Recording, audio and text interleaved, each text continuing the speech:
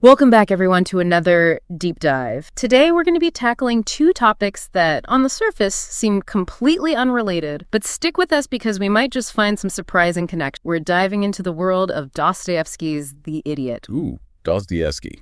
Always a good time. Right. And alongside that, we're going to be exploring this whole concept of reality as a simulation. We've got two YouTube videos that we're using as our sources, one for each topic. It's like a fun challenge. Yeah, and I think our mission here is, well, first, to just get a better grasp on each of these ideas individually. But then the real fun begins when we start looking for those hidden links, those unexpected connections that might be lurking beneath the surface. You know, it is fascinating how these wildly different ideas could actually be like two sides of the same coin. Exactly. Now, you might be surprised to learn that Dostoevsky, writing over 150 years ago, was already wrestling with an issue that's so relevant today: how to stay true to yourself in a world that often seems to reward, well, inauthentic. And that's a huge theme that we see playing out in the... Absolutely.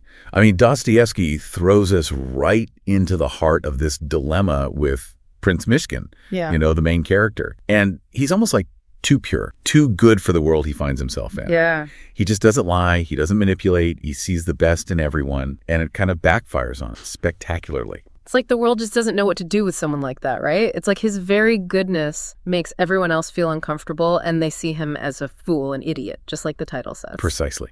Dostoevsky, he's not giving us a simple morality tale here. He's forcing us to ask some really difficult questions. What happens when genuine goodness clashes with a society that really seems to thrive on self-interest? Yeah. And is it even possible to be truly good without, well, becoming a victim? You know, it's a bleak picture, but a really powerful one. And I have to admit, reading this, it makes me wonder if things have really changed that much since Dostoevsky's time. I mean, don't we still see this playing out all the time? You know, people who are punished for their honesty, for their unwillingness to just play the game. Yeah, it's a timeless dilemma. And to understand it better, I think it's helpful to kind of look at the historical context. So Dostoevsky was writing in 19th century Russia, a time of like immense social and spiritual upheaval. Right. So, I mean, think about it. The old order was crumbling. Traditional values were being questioned. And people were really struggling to find meaning in a world that was rapidly changing around. So Myshkin's struggles, his rejection by society, could that be seen as a reflection of this larger crisis that was happening all around him? Exactly. Myshkin, he kind of embodies a certain type of old-fashioned idealism, almost a Christian morality that doesn't seem to fit in this new emerging world. Yeah.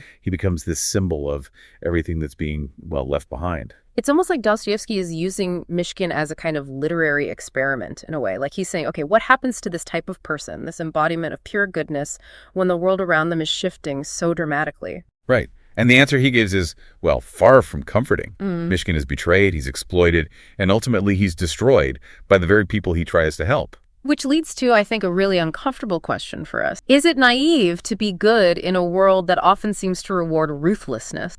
I mean, does being ethical, does that actually make you more vulnerable? That's a question Dostoevsky doesn't shy away from. He forces us to confront those darker sides of human nature and the very real consequences of choosing, well, the path of authenticity. And this is actually where I think things get really interesting, because one of the things that struck me about the video on The Idiot was how much Dostoevsky seemed to understand about psychology. He was going deep into the complexities of the human psyche long before Freud came along. Yeah. It's amazing. It's fascinating because Dostoevsky really shows how our inner world and the outer world are constantly in this dance influencing each other. Myshkin's psychology, his innate goodness, is inseparable from the social context that he's, embedded in. And it's precisely that context that, in the end, leads to his downfall. Right. It makes you wonder, could someone like Myshkin ever survive, let alone thrive, in a world that seems to operate on such different principles?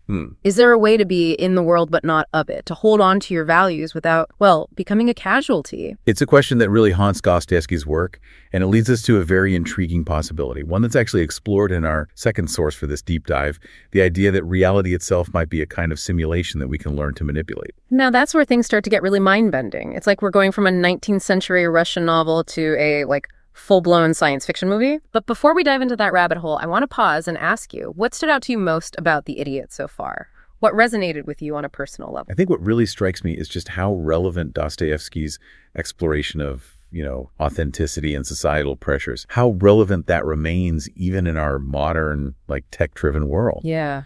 It's almost as if Myshkin's struggles kind of foreshadow the challenges that we face today in navigating this reality that's increasingly shaped by like digital constructs and social media narratives. That's such a good point. It's like Myshkin is this prototype for the kind of like existential crisis that so many of us are going through. Yeah. We're constantly being bombarded with messages telling us who we should be, what we should believe, how we should live our lives. Right. And just like Myshkin, we can end up feeling lost, alienated, even punished for daring to like step outside of those prescribed roles. Totally. Which brings us to that intriguing idea that you mentioned earlier, this possibility that reality itself might be a kind of simulation that we can learn to manipulate. So let's dive into that rabbit hole. I mean, the video that we watched, it makes a pretty bold claim. It says that we've been programmed, almost like computers, with beliefs and limitations that like prevent us from even seeing our true potential. Yeah. It's a bit like we're all trapped in this giant video game playing these characters that we didn't even choose, following the script that we didn't write. Yeah, the video even uses the term NPCs, non-player characters. Right. To describe those people who were just kind of living on autopilot, blindly following the default program. Yeah. It's a pretty jarring analogy, but it does make you think, doesn't it? Are we really just playing out these predetermined roles? It certainly feels that way sometimes, especially when you get stuck in like those negative thought patterns or those like self-sabotaging behaviors. It's like you're running the same program over and over again, even though you know it's not really serving you. And the video claims that the key to breaking free from these limiting patterns is understanding that our thoughts aren't just these passive reflections of reality. They're actually active forces that are shaping it. Okay. We've been conditioned to believe that our thoughts are simply byproducts of our experiences, but what if it's actually the other way around?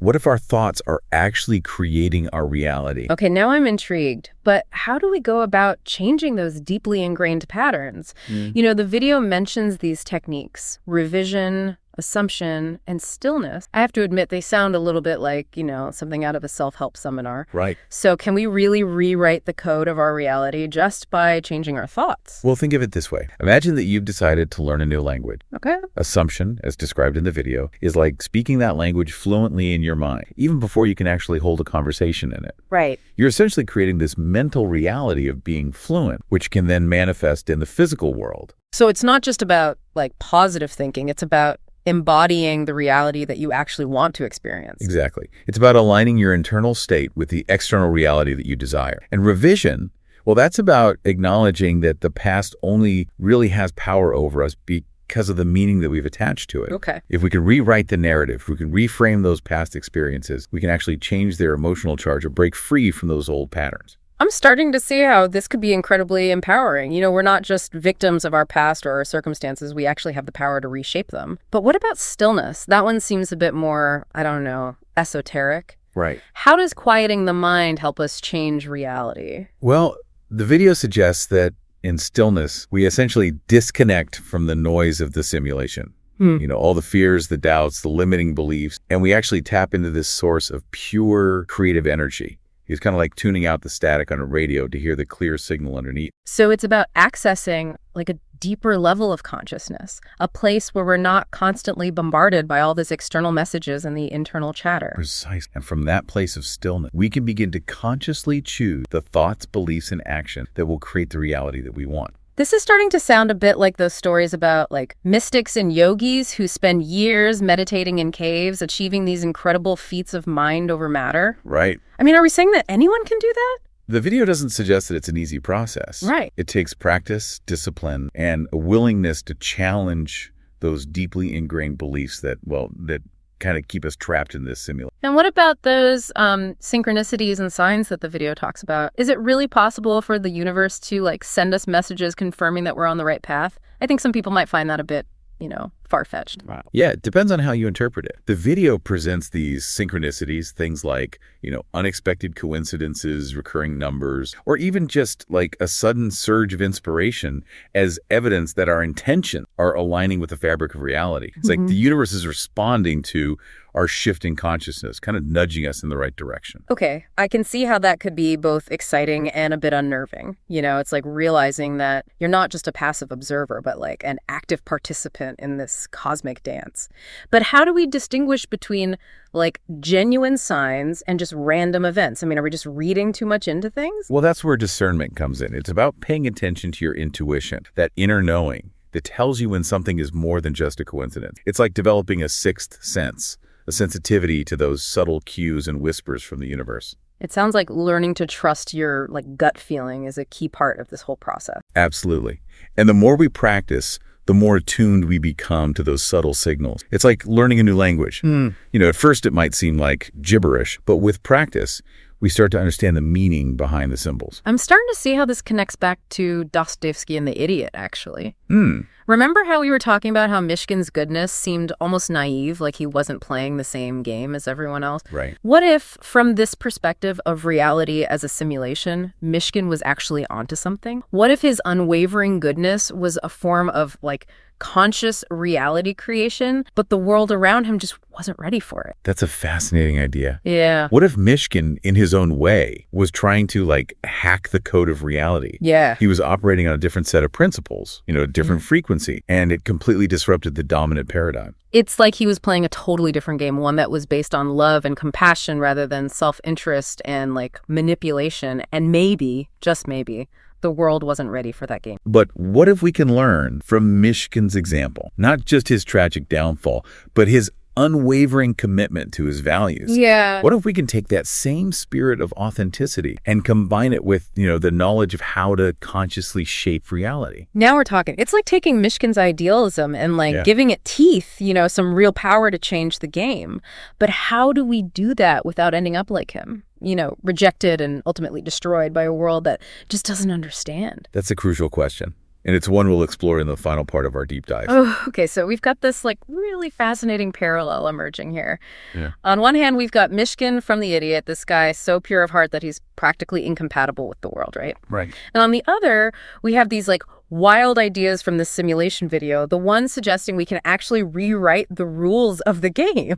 Our thoughts, they actually have the power to shape reality itself. It's like Myshkin, in his own way, was a kind of proto-reality hacker, you know what I mean? Yeah, I think that's a really insightful connection. Yeah. Both Myshkin and those who are trying to exit the simulation, they're both essentially challenging that dominant narrative, that accepted version of reality. Right. They're refusing to be those passive players in a game that, let's face it, is kind of rigged against. So whether it's those kind of invisible social rules that end up ostracizing Myshkin for his authenticity, or those deeply ingrained beliefs that keep us trapped in this, limited reality. It's they're both forms of programming that we can potentially overcome. We've got a choice: play by someone else's rules or rewrite the code entirely. Exactly. And both paths, they come with certain risks.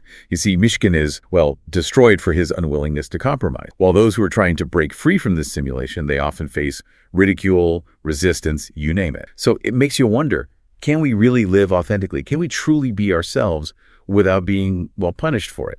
Yeah, it's a tough question. And honestly, it is a bit disheartening to think that being good, being true to yourself, might actually make you more vulnerable in a world that often rewards the opposite. Look what happened to Myshkin. But what if understanding the simulation, this idea that we can actually influence reality with our thoughts, what if that gives us a totally new way to approach this challenge? What if, instead of being crushed by the system, we learn how to bend it, to our will, to create a reality that's more aligned with our values? Okay, that's a much more hopeful way to look at it. But how do we actually do that? Practically speaking, how do we take Myshkin's unwavering spirit and then combine it with these, reality-bending techniques? I mean, it sounds great in theory, but how do we apply that in our, everyday lives? Well, I think it starts by recognizing that we do have a choice. We can choose to accept those limitations of the simulation, play by the rules that have been, handed down to us, and just hope for the best. Or we can choose to become conscious creators, rewrite that code, and design a reality that really reflects, our highest aspirations, our deepest values. So instead of asking, how do I fit into this world, we start asking, what kind of world do I want to create? That's a pretty, radical shift in perspective. Yeah, it really is. And that's, I think, where Myshkin's example can be so inspiring. He wasn't trying to manipulate the system. He wasn't trying to play the game better than everyone else. He was living from this place of, genuine love and compassion. That wasn't a strategy for him. It was just his default setting. Right. And that's what made him so disruptive. He wasn't playing the game. He was transcending. But how do we do that, without ending up rejected and ultimately destroyed by a world that just doesn't get it? I think that's where those techniques we talked about earlier, the revision, the assumption, the stillness, where those come in. They give us these practical tools to not just change our internal reality, but to manifest those changes in the external world. So it's not just about positive thinking here. We're talking about a deliberate, conscious effort to really reshape reality itself. Exactly. It's about taking responsibility for the reality that we're creating, both individually and I think collectively too. It's recognizing that our thoughts, our beliefs, even our actions, they're all contributing to the fabric of this, simulation, whatever it is. So going back to our original question, is reality just the simulation? Maybe it doesn't even matter, Yeah. whether it's a computer program, a divine matrix, or just the collective projection of consciousness. I think what really matters is that we have the power to influence it. Absolutely. And that's a truly, I think, empowering realization. It means we're not just victims of circumstance. Right. We're active participants in the unfolding of reality itself. We have the power to choose, to create, to shape the world around. We covered a lot of ground today, from the depths of Dostoevsky to those mind-bending possibilities of reality hacking. I think we've explored how authenticity can be like a curse and a catalyst for change all at the same time. And hopefully we've seen how understanding this idea of the simulation might actually help us bring more goodness. So that's it for today's deep dive, everyone. Thanks for joining us. And until next time, happy diving.